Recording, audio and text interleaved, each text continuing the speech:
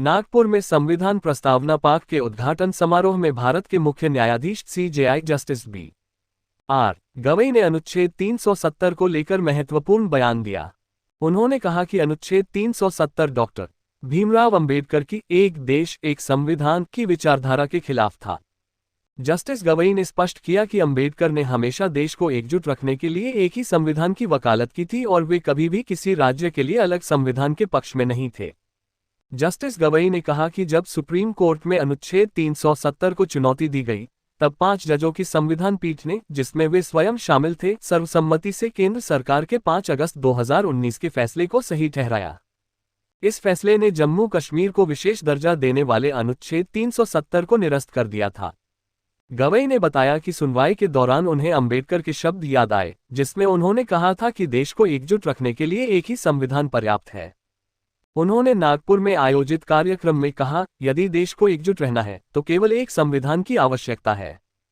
किसी राज्य के लिए अलग संविधान अंबेडकर की विचारधारा के अनुरूप नहीं था। जस्टिस गवई ने यह भी उल्लेख किया कि अंबेडकर की संविधान में अत्यधिक संघवाद की आलोचना हुई थी, क्योंकि कुछ लोगों को लगता था कि यह युद्ध या संकट के समय देश की एकता को कमजोर कर सकता है।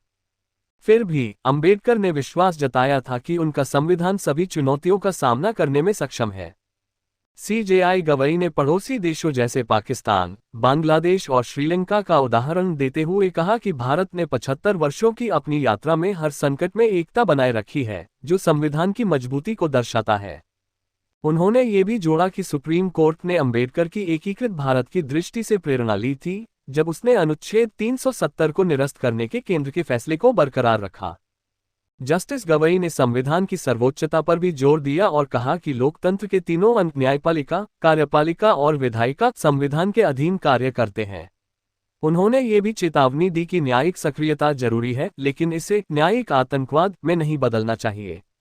इस बयान ने अनुच्छेद 370 के निरस्तीकरण को लेकर एक बार फिर चर्चा को हवा दी है, जिसमें अंबेडकर की दृष्टि और संविधान की एकता पर जोर दिया गया है।